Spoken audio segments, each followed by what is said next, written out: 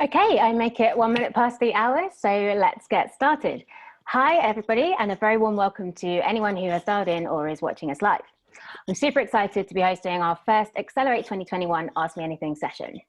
To introduce Accelerate 2021, each January, LoyaltyLion calls on 11 different e-commerce experts to talk us through the biggest trends that we can expect to drive growth in the coming 12 months. Hopefully, you've already had a chance to digest our first 4 trends in our ebooks, which went live yesterday. If you haven't, don't worry, because I'm joined today by 3 fantastic speakers who will give you an overview. A little bit of housekeeping just before I introduce them. So firstly, thank you to all those who submitted questions ahead of this session.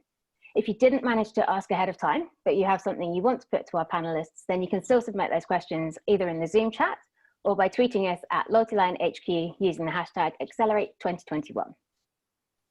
We really hope to answer all the questions within this session, but if we don't get to yours, stay tuned for follow-up content, or please do feel free to reach out to us or our speakers via email and social media.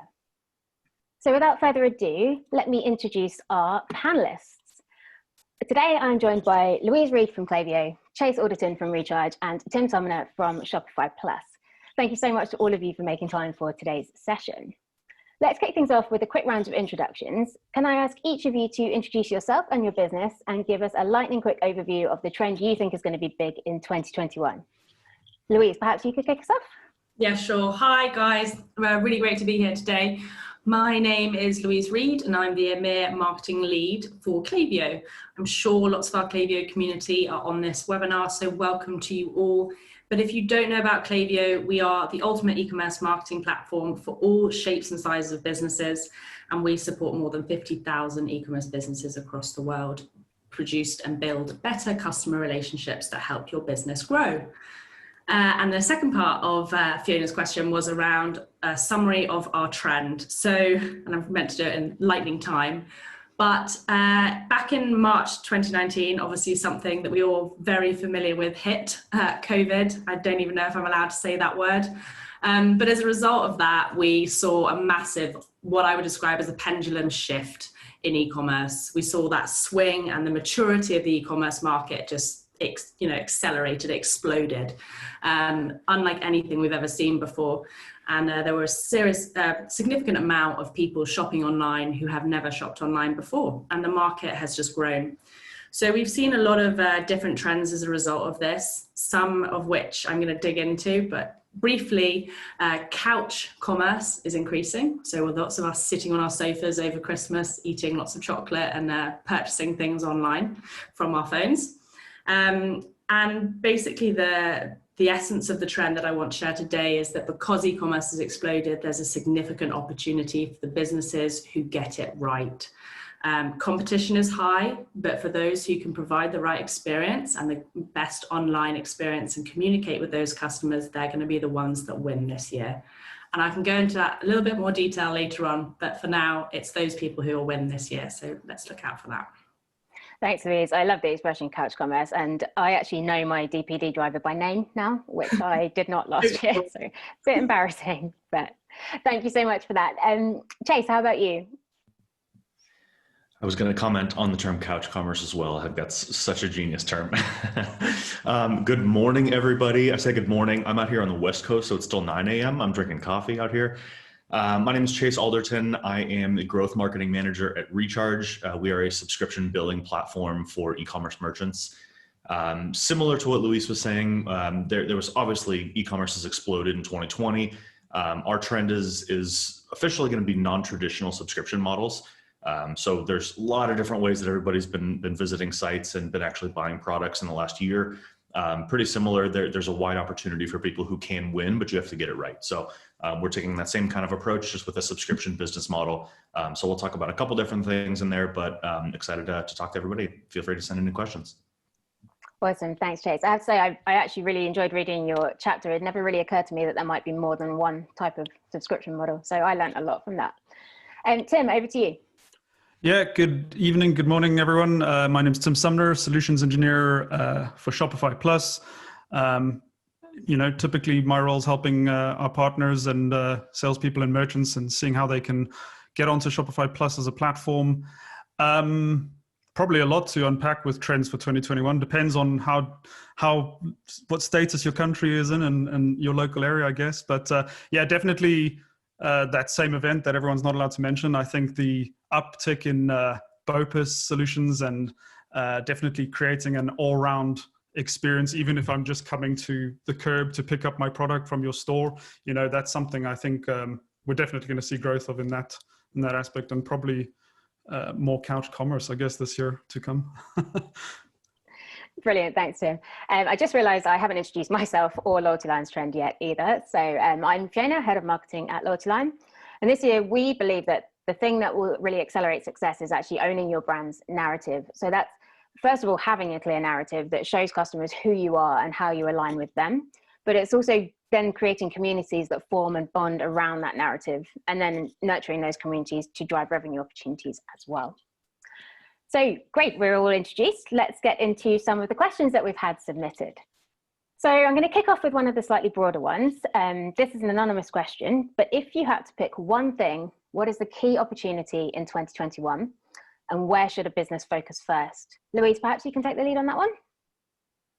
Yeah, that's a great question. And gosh, there's so much here. There are multiple opportunities, and I know that we've obviously all come out of a really tough year last year, but there are opportunities. Tim actually just mentioned BOPIS, or what we often refer to in the UK as click and collect. So I want to dig into that just a little bit, but I think one of the key trends is bridging the gap between in-store and online. So we've seen a lot of businesses in the UK market shut. We're currently in lockdown in the EU. We are also often, lots of countries are in lockdown too, but actually in the US, some things are still open. So where you are able to have your shops open, thinking about bridging that in-store and online experience, thinking about click and collect services or curb pickup, all those things where consumers can conveniently and safely and easily pick up items, but continuing to offer that really great experience. If you are still open as a shop, really think about how you can collect data of people who are visiting stores in order for you to then build that relationship on other channels. So for example, online.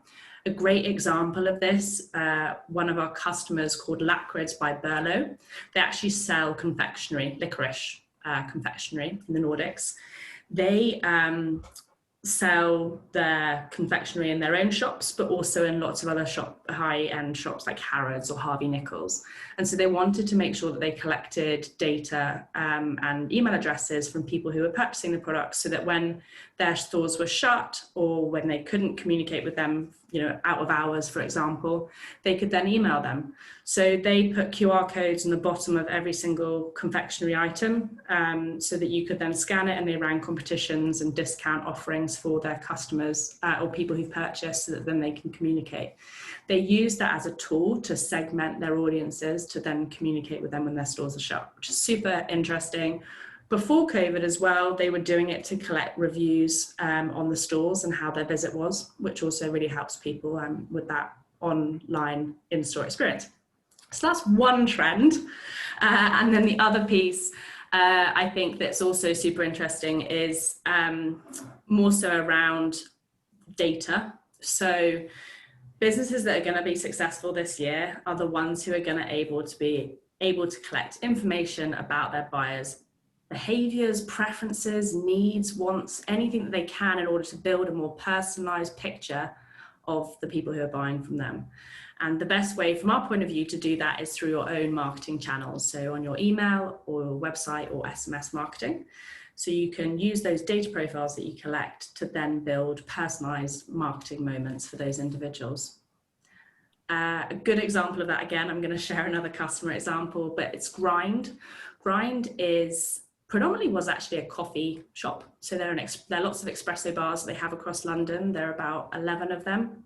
Back in last year, back in March 2020, they had to shut all 11 of their stores, and they pivoted their entire business online, and they started selling coffee and eco coffee pots, a bit like Nespresso, but I probably shouldn't say that because they're eco-friendly. They're the first eco-friendly pods. And they described the marketing and going online that they were doing as the lifeline to their business. They basically probably admittedly to themselves, so that they wouldn't have survived unless that they'd gone online and started marketing and building those relationships with individuals that they hadn't done before.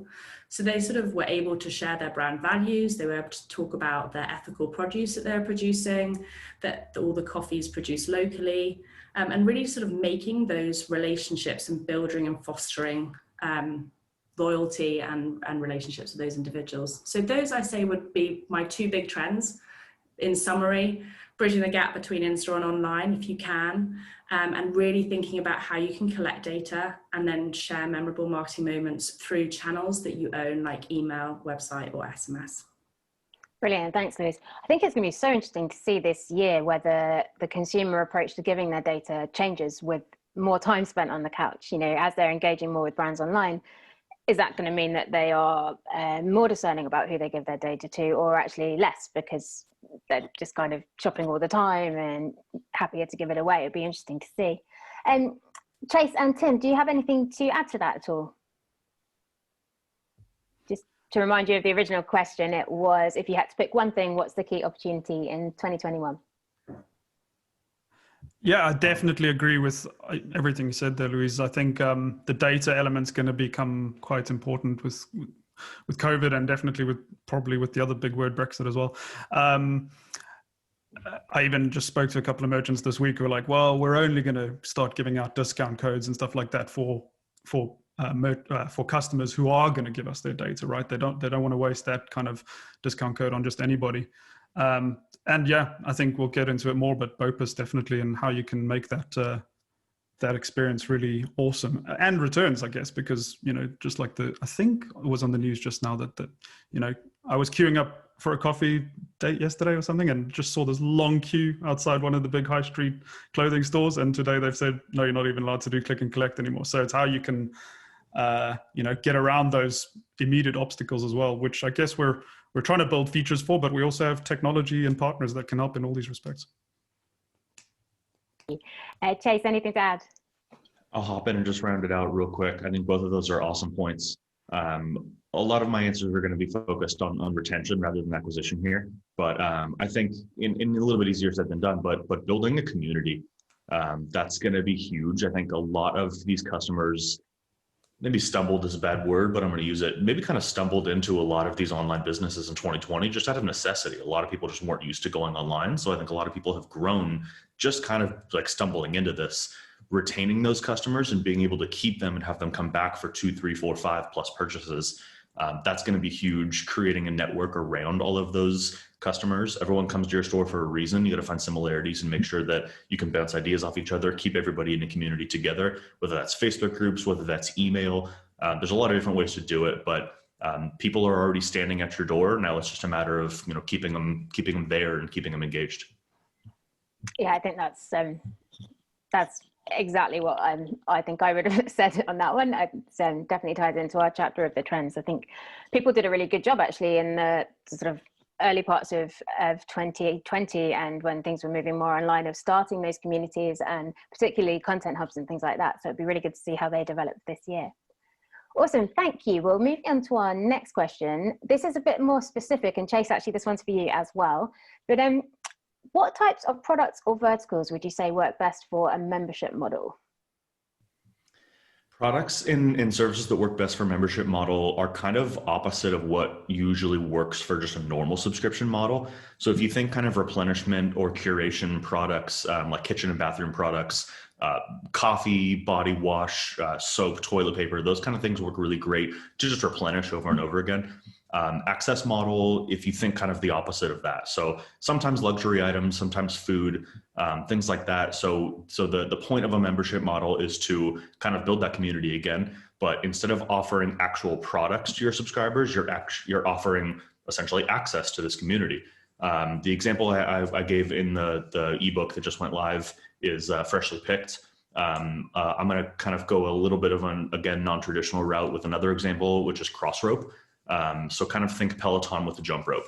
So they sell a physical jump rope that you have to buy, but then their whole access model is they provide workouts, and in their videos, their nutrition tips, all these kind of things that get you engaged with the product and keep you in that community, referencing my other point.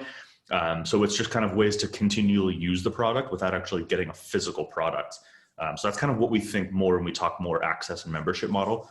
You subscribe more to a community, you subscribe to a section of content rather than an actual product. That's brilliant. I love the idea of a jump rope subscription. That's great. I might need to check that out. This is a slightly a side question, but just for each of our panelists, what is the most unusual or strangest subscription you have acquired since lockdowns and COVID hit? I think for mine, it would be a book subscription. So I'm now part of a book box type thing where they deliver novels to read every month. Didn't know that was a thing. Tim, any for you? I'm trying to think, have I subscribed to anything since COVID? While you're thinking, I'll hop in. One of my favorites to talk about, it's an awesome brand, is called Who Gives a Crap. Oh, one of my favorites too. It's a toilet paper company. I think they actually, I forget who they use, but it's a toilet paper company. Obviously, there's a shortage. I don't need to go into that detail, but they did a phenomenal job of putting their existing customers first. So there were a ton of floods in for requests for new orders, and obviously their inventory was limited. So they essentially canceled all new orders and just focused on their existing orders and just really hammered their community. So I think that was an awesome way to do it. And the product's phenomenal. It's great. Go take a look at it. Oh, well, one of our listeners agrees with you. Apparently Who Gives a Crap has been wonderful. So that's good to hear. And it's the best brand name ever. You can talk about it all day long. Tim and Louise, any funny subscriptions? I did the dishwasher tablets, which I find really useful. Oh. Yeah. I was a part of the shaving, what's the one called again? I can't remember now. Oh, like or Dollars for Shave Club. Yeah, one of them. But I haven't been having to go out of the house that often, so I don't need it. But no, they've both been really great, and it's good. I think I'm going to try one of the pasta cooking ones next, actually. I haven't actually. I don't think I've subscribed to anything, with the exception of a completely different one, but Blinkist. And I don't know what that says about me, but it's a short, condensed version of books. So I like to listen to books when I'm out walking, and they're just condensed versions. So you can basically read or listen to a book in about 15 minutes. I'm not sure what it says about me, though. Fantastic. Great. So sorry, that was just a little aside from me. I'm too curious. Next question that we've had, something very topical in the UK, but I think also very relevant to those from abroad who are selling into Europe. Now that we've Brexited, is it possible to only sell to certain countries in the UK? Tim, I think this is probably a Shopify specific one. Yeah, so obviously this has come up a lot. And there's different ways to do it, and definitely something I can discuss with any merchants and prospects on the call in a proper meeting. But it's, in a nutshell, you could actually just switch on Shopify payments multi-currency and test different countries just by enabling shipping to those countries in your Shopify store. Obviously, if you're going on a big project and you want to tackle Germany now and set up a whole Euro-based store, you could roll out a completely separate store. But there are different ways to do it. So in a nutshell, it's not too difficult. Just experiment a little bit with Shopify payments, and switching on multi-currency, I would say, is a good start. Brilliant, thank you. I actually have another one on multi-currency here. Can I sell in multiple currencies from one Shopify store?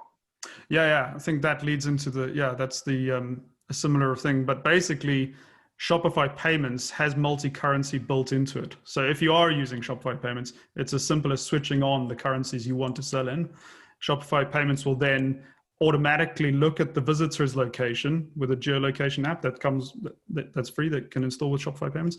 And then it can automatically change the currency and round out the currency as well. So if it's like a £9.99 clothing item here in the UK, and it works out at like, I don't know, 7.33 cents in the euro, you can set it up to round up. So yeah, it's really easy to switch on multi-currency. And it's not just for Europe, right? We want merchants to experiment with selling all around the world. So there's some great ways to just switch on a few different currencies and experiment. Brilliant. It still never fails to amaze me what goes on behind the scenes and how easy it is to do things like that. Chase and Louise, before we move on from the B word, did you have anything else Brexit related that you wanted to mention? It's a bit of a big topic. I'm certainly no expert in Brexit. I guess from a communications point of view, coming from speaking from Klaviyo, just be open and honest with your community and your consumers about what's going on, what your business can cope with, and what you're able to do. If there are going to be shipping delays or changes in costs, just be transparent. That would be my only advice. People are way more accepting than you would ever believe. And I think even more so now, people understand the challenges that people are facing. So just communicate them, share that information, share your brand values and what you're able to do. I think people have different expectations from different types of retailers too. So, you know, I'd expect Amazon to have all their ducks in a row. They've got enough lawyers to have this stuff under control. But last night, Couch Commerce, I ordered a new jumper, and they said it was going to be, I think it was 15 days till it got delivered or something like that. And my first reaction was like, that's a bit much. I wanted it now. But then I actually looked at the brand and thought, that's okay. You know, you're a bit smaller and I'm just happy to be supporting you. So I think, yeah, consumer expectations are different, and it's just really important to be honest and transparent. I think you're absolutely right. I think so many people want to support smaller brands right now as well. So they'd be more than willing to wait, like you said, for a couple more days for delivery. Yeah, I think so. That actually, funnily enough, leads us on to one of the next questions that we've had through. This is a bit of a personal favorite of mine. So Alan would like to know if you guys have any tips or recommendations for a family operated business so that they can compete with major corporations. So Tim, I know this is a topic quite close to Shopify's heart. Could you kick us off on that one? Yeah, I mean, it's, well, one of the things by default with Shopify is you're getting that scalability. So you don't have to worry about uptime or anything like that. All of our partners have got very scalable platforms as well. So it's a question of hopping on, getting a great brand, making yourself look as international and as big and powerful as you want, and then doing the marketing around the world to compete with those bigger brands. I don't think, I don't think there's anything aside from this amazing product that allows you to sell globally. That any more that we can do from a Shopify point of view. I guess I was going to add just now that you can also, if you're a Plus merchant, enable Avalara taxes for international duty. So that's a big one. If you are trying to kind of go global and do international duties and shipping, you can actually show customers all around the world your landed costs and stuff like that. So these are just little things that make you look a little bit like a bigger brand and a bigger company at the end of the day. Brilliant, good tips. Thanks, Tim. Chase, anything to add to that? Yeah, I'd love to hop in. I think being on Shopify and Shopify Plus is a great start. From the marketing lens, because that's where my brain always goes. I like to start with why. I've talked on a few podcasts about these things. So if you're selling the same product that's on these Amazons, you're just not going to win. You can't compete with Amazon. They're just bigger and better, and they'll do everything better than you. You have to be a little bit different. So that's the start. But I would plaster all over everywhere you can your why. You know, why are you doing this? Why is the mom and pop store better than an Amazon? Why should you support small business? Why were you empowered to start your own company? You know, how do you do things differently? What kind of local teams or charities do you give back to? All those kind of things.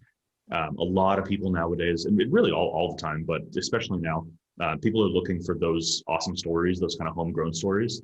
So definitely talk more about that and see if you can push that a bit more. Yeah, I agree. We're seeing people do lovely stuff with their loyalty programs with that. Things like rather than claim your rewards for a discount or for a free product or anything, you contribute it to the charity that you support, those kinds of things. Really good point. Louise, anything to add? I think just echoing what Chase says there, understanding your why and then communicating and splashing it everywhere you possibly can. So make sure it's on your website and you're talking about it, but also, you know, have you got a sign up form on your website that's collecting the email addresses, and then you're communicating a welcome series that explains your why you're different from other businesses, and who the people are behind the business, sharing your family story in the same way that you probably would if you had a physical shop. Your sales clerk in your shop would be explaining about your family owned business. So just take those stories and those nuggets and communicate them via email as well. I couldn't agree with that more. I love it when someone has in their welcome email or something, they've got the history of where they come from and why they do what they do. I think that's how you build a connection, definitely. Fantastic. Thanks, guys. So moving on to our next question. This is from Jariel. Apologies, I hope I've pronounced that right. I think this one for myself and Louise probably. Jariel would like to know whether you can start a loyalty program even if you have a small mailing list, and what's a good size to start one. So from my perspective, I would say any mailing list is good enough to start a loyalty program. At the end of the day, if you have customers who have made a purchase from you, then you have customers who could make a second purchase from you and a third purchase from you, and you have to start somewhere. So I would say however big or small your mailing list is, definitely start working on engaging those people and retaining them straight away. But I'd also say look at how you can use a loyalty program to build that mailing list. So incentivizing people to sign up, newsletter signups, getting people to refer their friends and family. Think about how you can use it to grow your mailing list, as well as keeping those customers that you do have engaged. Louise, anything you want to add on that? I agree with all those points. But yeah, I would share just like tips in terms of growing your audience, your email subscriber list.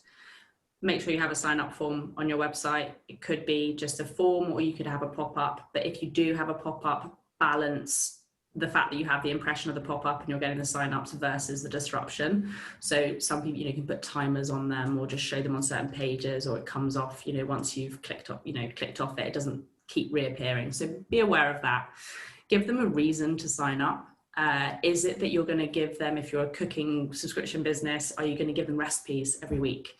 Or are you going to give 10% off their first order? Just sort of giving them that incentive. And use that opportunity to I don't want to say get information, understand your customer. So, do they have preferences that you can learn from them, around what they really want to hear about, what items of clothing they're interested in? Make sure that you use the forms wisely, but also to help build an understanding of the people who are shopping from you. That makes a lot of sense. Brilliant, thank you. Next question is for Chase and ReCharge. Chase, Roxana would like to know, what are the best practices in incentivizing customers to subscribe beyond typical discounting, like 10 to 15% off? And this is in the context of especially new brands who have customers trying products for the first time.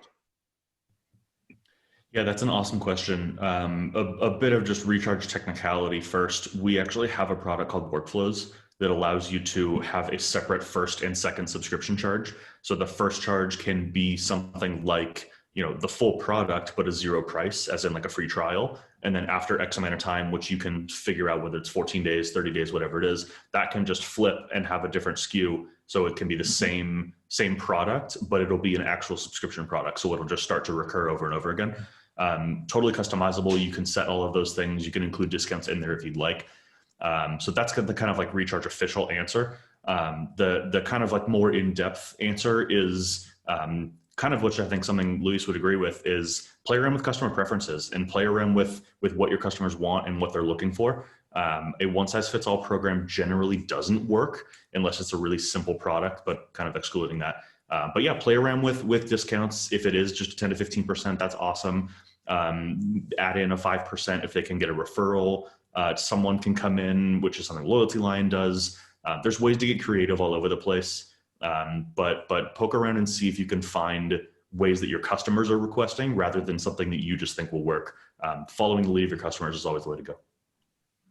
Yeah, I agree. I'd like to just dig into that one a little bit deeper, I think, in terms of that question of how do you get someone who's tried your product for the first time to come back a second time. Louise, what would you say around email? What's the one thing that you should do to get someone back for a second purchase? If you don't already have your marketing automation set up, so just thinking about triggering emails based on whether they've purchased, it could be like immediately after, but probably more likely that you might want to think about a couple of weeks later, or depending on your cycles of your purchases, making sure that you're sending like an automated communication. I think the only caveat I'll say to that is just, as we have lots of ups and downs in the world at the moment, always go back and check your marketing automation and make sure that the messages are right for now, because we've got so much changing constantly. It's just really good to tap into that and check it. Yeah, I absolutely agree with that. Tim, anything to add? No, I think you guys have covered it. I think it's some, you know, the subscription, getting the repeat stuff. If they love your product enough, they're going to come back for it over and over, aren't they? So that's possibly the best one. No, absolutely. And funnily enough, Louise, you have set us up perfectly for our next question. So this is from Catherine. It's something I think we've already touched on a bit, but Catherine would like to know how brands can continue to remain human in an ever-evolving political landscape. Chase, do you want to take the lead on that one? I'm sorry, my Wi-Fi broke up just a little bit. Could you repeat the question one more time? Yeah, absolutely. How can brands continue to remain human in an ever-evolving political landscape? Ooh, I love that question. Good. It's really difficult, to be completely honest. I'm a huge fan of honesty. I follow a handful of people, a lot of marketers online on social programs that I think do it really well. I think you have to read the room really well. I think the summary of what I'm going to say is that it's really hard to do when there isn't a one-size-fits-all program. But I think reading the room is really important. When things come up, when things happen in whatever political landscape you're looking at, it's generally not a best practice to continue pushing as many ads as you can. On the flip side, though, to be completely honest, when a lot of people back off of their Google ads, that's a good time to jump in because cost per clicks are lower and it's easier to get conversion rates. So reading the room is a huge piece there. Being honest is a big piece there. I think I'm a fan of putting something on your website. Maybe it's an individual landing page, kind of like your why of like, we recognize things are happening around the world in XYZ, whatever it is, without necessarily taking a stance. I think you can recognize what's going on and still try to contribute to your community and value the community more than making $1 or $2. I think you're on mute. Thank you. That's a great point. Thank you. Tim, anything to add? No, I think those are all good points. And I think it's been mentioned before, like, how are you, you know, being a good social citizen in the world as a brand, you know, are you contributing to these, you know, reforesting the planet and all these kind of great charities and things, and even initiatives that Shopify is doing, are you joining in some of that? So these are all great ways for brands to relate. But I guess, this is a very broad one. Like what's going to happen next is the big question. How do we adapt to that straight away, I guess? That's true. And can you give us just a quick overview of some of the things Shopify is doing that merchants can get involved with? I don't know if it's the actual I was more referring to our initiative last year that Toby did. Was it last year or the beginning of last year about the planting of the trees and that kind of thing? Yeah. But I mean, there are tons of things out there that people can join, I guess, and even apps that allow you to quickly insert a donate to this charity kind of thing at checkout, there's plenty going on, I guess. Yeah, no, that's true. Just got to, I guess the challenge for merchants is getting ahead of these things. You know, you often don't know that they're happening until you check the news when you wake up in the morning. So then it's kind of all hands on deck to react, which is definitely a challenge. Louise, any extra points that you wanted to put forward? I think I covered it mostly when we were talking on the last point. I would suggest the key word here being be empathetic. Constantly check in on your marketing, as I've already said, but be empathetic and human. We've actually got a great blog on communicating with empathy on the Klaviyo website if you would like to look at it. If you're just thinking about how you should pitch your marketing, it was actually built around when we were going into COVID, and so how retailers can communicate that. I think that's still relevant, but you can get some tips on there around anything really, you know, if the political climate changes or anything, just around how you should communicate with empathy. So check that out. Brilliant. I just want to round that one off with a tiny anecdote of an email I received, I think it was yesterday, which was from a card company in the UK. And it said, would you like to unsubscribe from Valentine's emails? And the copy said something along the lines of, we understand that Valentine's can be a challenging time of year for some people. Do let us know if you'd prefer not to hear from us. And my initial reaction was complete indignance. A, I'm not single. B, I don't have a problem with Valentine's Day. And then I actually thought, what a lovely thing to do, because there are some people that it might be problematic for. But yeah, that was one I quite enjoyed yesterday. Another question here from George. He would like to know any ideas for a campaign to our email list for customers who have not purchased in a year. So these are people that at LoyaltyLion we would refer to as at risk because they haven't come back and purchased in the time frame that you might have expected. And obviously each merchant will have a different time frame, depends what you're selling. But Chase, do you have any ideas for a campaign for customers who haven't purchased in a year? Yeah, a year is definitely a long time. I don't know if it makes a lot of sense to expect a sale on day 366 if they've been out for a year. But I'm just going to keep referencing the community. If you've been away for a year, just start communication again.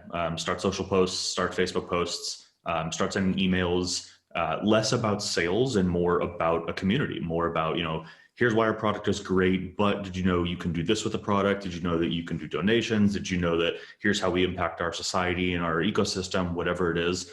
Keep them engaged, keep them talking, and keep them part of your network. And then at some point, they'll come back.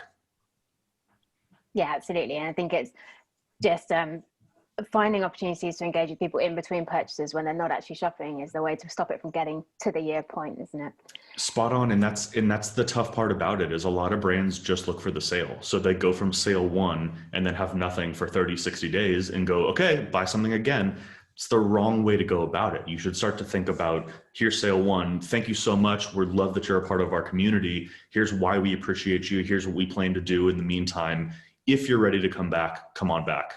And that seems to work a lot better from a psychological perspective rather than just buy. Yeah, absolutely. And I think there's so many different ways you can do that, whether it's with content, whether it's with encouraging people to come back and make a referral or leave a review or share your content on social because it's amazing content. There's so many touch points where you can be reaching these people in between purchases. Yeah, I think you don't want to leave it until the year point. I think at that point you could get yourself into a deliverability issue as well. If you suddenly send a load of emails to people who haven't reached out or engaged with you in over a year. So try not to let it get to that point. Continue to engage over a period of time and segment audiences that aren't engaging with you to just protect your deliverability. It's a really good point. Deliverability is such an interesting challenge. And I think it certainly gets more challenging each and every year. Fantastic. Another question here is from David. So David would like to know, what will be the main trend for advertising products and or services in 2021? Tim, perhaps you could kick us off on that one.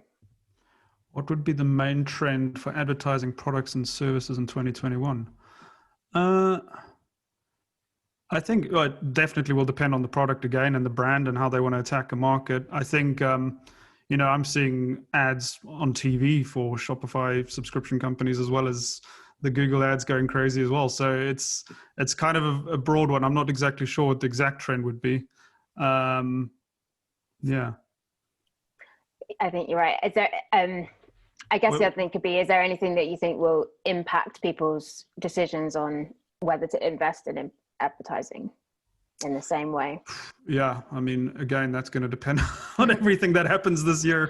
Hopefully not too much tumultuous times, but I think like we're never going to stop. We're nowhere near not paying the Google tax, right? So that's always going to be my number one channel. It's the most targeted, best ROI kind of thing. I would still do everything else that's been mentioned, building the community, building the social following, etc. But yeah, the Facebook and Google ads are definitely going to be my number one still. Any other thoughts on that from anyone else? I think, ad spend's increased massively over the last 2 years. Obviously, the competition is very high. I think they've estimated that this year, something like 690 billion is going to be spent on advertising across social and Google. It's a hell of a lot of money. Whilst I think they're super important channels if you're driving a new acquisition, I think there are other channels that you can explore as well, like your own marketing channels, like email, SMS, and website. The other thing that's interesting that I've seen an increase in, and just maybe because, again, I listen to lots of stuff when I'm out on a walk, is I think podcasts and radio advertising might be quite a big one this year. Yeah, I hear a lot of ads now on podcasts, especially more so on the American ones, but definitely they're picking up here as well. That's a great point. Yeah. Chase, anything to add? All covered. Brilliant. Okay, next question. This one is also anonymous. social media is a big deal for us. How do we get our customers more engaged? I think I'll kick this one off. I think it's really, really important. Quite often, social media can be just a one-way conversation. It's just you putting stuff out there, putting stuff out there, putting stuff out there. But I think the customers who are engaged on your social channels are the customers that will help you spread your brand further afield, and they'll help you get in front of new customers. So I'd really strongly advise setting up something like a loyalty program. So you're not just rewarding social shares and likes, but you're actually incentivizing, you're encouraging people to do it. You're giving them a good reason to. And then I would say, just get as much user generated content on there as possible. Get your customers posting pictures of them using your products, wearing your products, get them to film their unboxing experience if you've got a particularly nice one. Post the reviews. If they're leaving you a review on a different platform, use that content on social media and you'll start building all sorts of trust signals. Louise, anything you want to add on how to get customers more engaged on social media? I guess just more so what I see, like I follow lots of people on Instagram. I love Instagram. I think I see so many competitions. That would be my only thing. It's great to run competition, but just make sure that they're relevant to your brand. I think you see lots of brands who are running competitions to get email subscribers or to get followers. But then, are they truly people that you think you can continue to engage and build that loyalty with? Or have you got a welcome series email set up afterwards when they do subscribe? Just really thinking through, why you're running the competition and what that end-to-end experience is actually going to look like to make sure that there's truly value there for your business. And then just what the competition is, like, is it relevant to your brand? Like, if you're a fashion apparel company, should you really be, having competition to win a car? Just make sure that it is, because ultimately what will happen is people will sign up to the competition, you'll spend all that money on the car, and then they'll just leave, or you'll impact, again, your delivery rates and your spam rates because they'll unsubscribe. That's a really great point, actually. It's getting people's attention and then retaining their attention instead of just giving them a nice prize that isn't related to your brand. That's a great point. Tim and Chase, anything to add to that? I love reviews. So I'm a big reader of reviews myself. Also with some UGC, I like, especially for things like DIY, I try and pretend I'm a carpenter of sorts, but never really. Yeah, especially for tools and all this kind of stuff, reviews are really good for that. But yeah, definitely like the Instagrams in the fashion world, that's huge. Keep pushing that stuff. Two things I would add in echoing UGC and reviews 100%, but video is really big. Everybody does images now and everyone has beautifully crafted images, but video obviously moves and it catches your eye better. Also, just from a 30,000 foot view, provide value over than providing your product. When you're talking about social, very few times are you going to actually get someone to buy something because you had an expertly crafted wordsmith something up there. Provide your value and the customers will come later. I think, yeah, all fantastic points all around. Really good takeaways there. Thank you. And so I'm afraid we've only got time for one more question. Tim, this one I think is for you. This is from Giovanna on the Brexit topic. That famous B word again. I'm a UK registered company and my prices are inclusive of VAT. How do I best communicate to international buyers that the VAT will be taken off at checkout, and how do I set this up on Shopify? I don't know if there's a quick, easy answer to this, or if it's one to come back to you later. Or it's relatively quick. I mean, with all the, I don't know if this person's using Shopify payments, but if they are, it's relatively easy. If they're not using Shopify payments, there are still ways to do it. But yeah, with Shopify payments, it's as easy as switching on the other currency outside. I'm guessing they're referring to the EU, euro, right? So switch on the euro and then just switch off VAT for those countries. And then how do you communicate it? Well, you can communicate it on the actual PDP itself, in the cart, in the checkout, using the Liquid script. But if you're on Plus, you can also do that with Shopify scripts in the cart as well. So there's a number of different ways to do it. If they're not using Shopify payments, then it's a question of putting that in the Liquid. I'm getting a bit too techie now, I guess, but putting it in the Liquid scripting on the PDP, and then maybe having a separate store without VAT if they want to do that as well. I mean, it depends. I'm assuming they might be on Plus, so a lot of those options should be open to them. Amazing, thank you. Giovanna, hopefully that helps, but feel free to follow up if you need a bit more information. I said one more question, but there's one more that I really want to answer, so we'll just add this one as well. Dennis would like to know how you get customers to post UGC, user-generated content.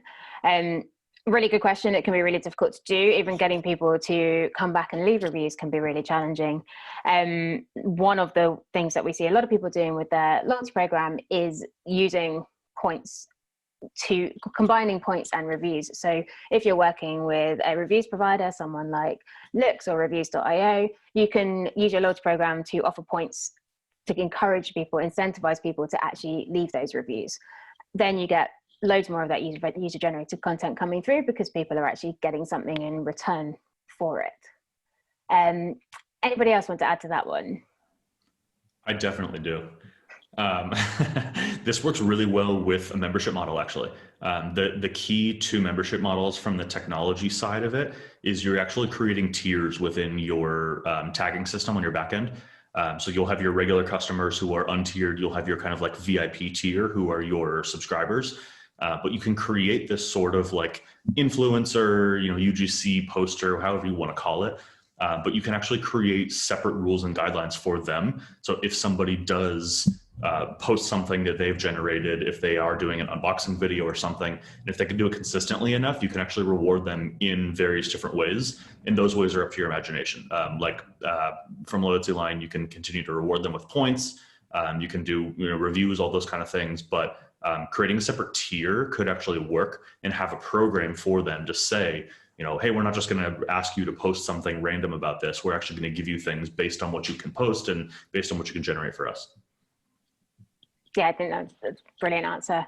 I put it much more eloquently, to be honest. Anybody else want to add to that before we wrap up? No. Good answers. Okay, well, unfortunately, time does fly when you're having fun. That's all the questions that we can squeeze into this session. But thank you so much to everybody who submitted a question. As I said, if we didn't get to yours, we'll do our best to respond in our follow-up content. But if you don't hear, then please do reach out to any one of us. I'd also like to say a big thanks to Chase for helping curate all those questions behind the scenes when I couldn't quite get to them.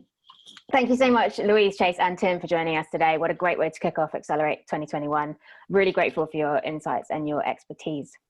To everybody listening and watching, a big thank you to you as well. Do keep an eye on your inbox next week for chapter 2 and 4 more trends. And don't forget to join us for our next Ask Me Anything on Wednesday. Thank you so much again, everybody, and bye for now. Thanks, everyone. Thank you very much. Cheers. Bye. Bye.